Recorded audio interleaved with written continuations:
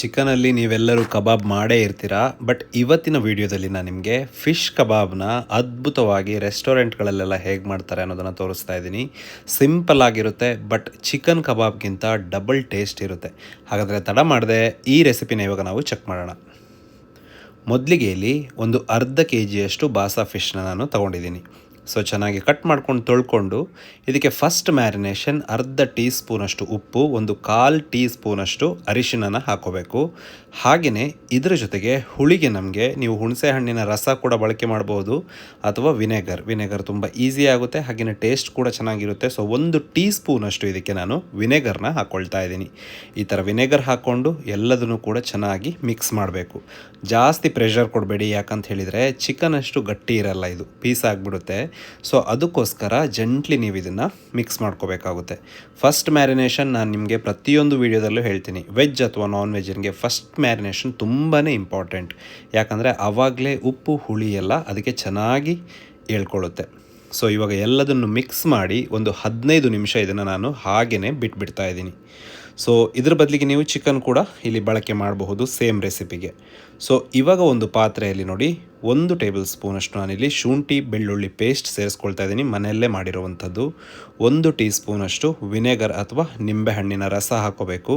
ಹಾಗೆಯೇ ಮೊಟ್ಟೆಯ ಬಿಳಿ ಭಾಗನ ಮಾತ್ರ ಹಾಕ್ಕೋಬೇಕು ಇದಕ್ಕೆ. ಸೊ ಈ ಥರ ಮೊಟ್ಟೆಯ ಬಿಳಿ ಭಾಗನ ಹಾಕ್ಕೊಂಡಾದಮೇಲೆ ನೆಕ್ಸ್ಟ್ ಇದಕ್ಕೆ ಇಲ್ಲಿ ನಾನು ಎಕ್ಸ್ಟ್ರಾ ಫ್ಲೇವರ್ಸ್ನ ಕಬಾಬ್ ಪುಡಿನ ಬಳಕೆ ಮಾಡ್ತಾ ಇದ್ದೀನಿ.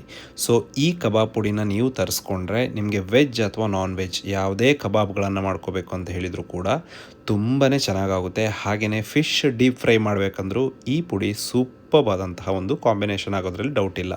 ಸೊ ಫಿಶ್ ಆಗಿರೋದ್ರಿಂದ ಇದಕ್ಕೆ ನಾನು 1 ಟೇಬಲ್ ಸ್ಪೂನಷ್ಟು ಕಾರ್ನ್ಫ್ಲೋರ್ ಇಲ್ಲಿ ಬಳಕೆ ಮಾಡ್ತಾ ಇದ್ದೀನಿ. ಅಕಸ್ಮಾತ್ ಎಲ್ಲಾದರೂ ನೀವು ಚಿಕನ್ಗೆ ಮಾಡೋದಾದರೆ ಪೇಸ್ಟ್ ಜಾಸ್ತಿ ಥಿಕ್ನೆಸ್ ಬೇಕು ಅಂತಿಲ್ಲ, ಫಿಶ್ಗೆ ಸ್ವಲ್ಪ ಕೋಟಿಂಗ್ ಚೆನ್ನಾಗಿ ಬರಬೇಕು ಅಂತ ಸ್ವಲ್ಪ ಕಾರ್ನ್ಫ್ಲೋರ್ನ ಇಲ್ಲಿ ನಾನು ಮಿಕ್ಸ್ ಮಾಡ್ಕೊಂಡಿದ್ದೀನಿ.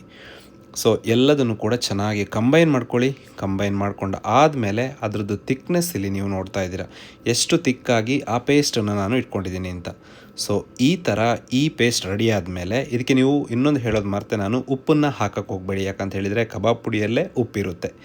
ಸೊ ನಾನು ಮ್ಯಾರಿನೇಟ್ ಮಾಡಿರುವಂತಹ ಆ ಫಿಶ್ ಪೀಸಸ್ ಏನಿದೆ ಅದನ್ನು ಇದಕ್ಕೆ ಸೇರಿಸ್ಕೊಳ್ತಾ ಇದ್ದೀನಿ.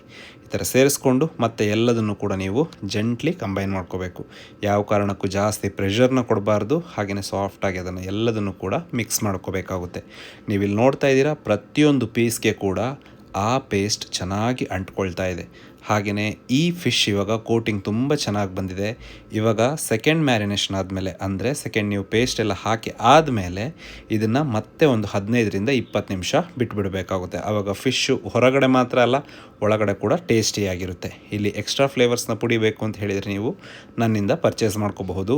ಹಾಗೆಯೇ ಇಲ್ಲಿ ಇವಾಗ ಎಣ್ಣೆ ಬಿಸಿಯಾಗಿದೆ. ಬಿಸಿ ಆದಮೇಲೆ ಒಂದು ಸಲ ಮೀಡಿಯಮ್ ಫ್ಲೇಮ್ ಇಟ್ಕೊಳ್ಳಿ. ಮೀಡಿಯಮ್ ಫ್ಲೇಮ್ ಇಟ್ಕೊಂಡು ಎಲ್ಲ ಫಿಶ್ ಪೀಸಸ್ಗಳನ್ನು ನಾನಿವಾಗ ಎಣ್ಣೆಯಲ್ಲಿ ಬಿಡ್ತಾ ಇದ್ದೀನಿ.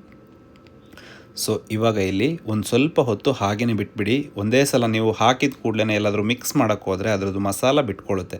ಕಬಾಬ್ ಆಗಲಿ ಫಿಶ್ ಕಬಾಬ್ ಆಗಲಿ ಯಾವುದೇ ಮಾಡೋದಾದ್ರೂ ಕೂಡ ಒಂದು ಸಲ ಎಣ್ಣೆಗೆ ಬಿಟ್ಟ ಮೇಲೆ ಸ್ವಲ್ಪ ಹೊತ್ತು ನೀವು ಬಿಟ್ಬಿಡಬೇಕು. ಇವಾಗ ಎರಡೂ ಸೈಡ್ ಮಗಚ್ತಾ ಅದನ್ನು ಒಂದು 4ರಿಂದ 5 ನಿಮಿಷ ನೀವು ಫ್ರೈ ಮಾಡಿಕೊಂಡ್ರೆ ಸಾಕು. ಇಲ್ಲಿ ನಾನು ಟೈಮ್ ಕರೆಕ್ಟಾಗಿ ನಿಮಗೆ ಹೇಳ್ತಾ ಇಲ್ಲ, ಯಾಕಂತ ಹೇಳಿದರೆ ನೀವು ಎಷ್ಟು ದೊಡ್ಡ ಪೀಸ್ಗಳನ್ನು ಇಟ್ಕೊಂಡಿರ್ತೀರೋ ಅಷ್ಟು ಟೈಮ್ ತಗೊಳ್ಳೋದು ಜಾಸ್ತಿ ಆಗಿಬಿಡುತ್ತೆ. ಸೊ ಇವಾಗ 3ರಿಂದ 4 ನಿಮಿಷ ಆದಮೇಲೆ ನಾನು ಇದನ್ನು ಪ್ಲೇಟಲ್ಲಿ ಸರ್ವ್ ಮಾಡ್ತಾ ಇದ್ದೀನಿ. ನೋಡ್ತಾ ಇದ್ದೀರಾ ಅದರದ್ದು ಕೋಟಿಂಗ್ ಎಷ್ಟು ಚೆನ್ನಾಗಿ ಬಂದಿದೆ ಅಂತ. ಸೂಪರ್ವಾದಂತಹ ಫಿಶ್ ಕಬಾಬ್ ಇವಾಗ ರೆಡಿಯಾಗಿದೆ. ಸೊ ಒಂದು ಸಲ ನೀವು ಕೂಡ ಮನೆಯಲ್ಲಿ ಟ್ರೈ ಮಾಡಿ.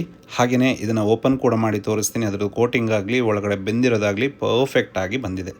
ಸೊ ಒಂದು ಸಲ ನೀವು ಮನೇಲಿ ಟ್ರೈ ಮಾಡಿ. ಕಬಾಬ್ ಪುಡಿ ಬೇಕು ಅಂತ ಹೇಳಿದರೆ ನೀವು ಪರ್ಚೇಸ್ ಮಾಡ್ಬೋದು, ಅಥವಾ ನಿಮ್ಮ ಹತ್ರ ಇರೋ ಕಬಾಬ್ ಪುಡಿಯಲ್ಲೇ ಈ ರೆಸಿಪಿನ ಮಾಡ್ಬೋದು.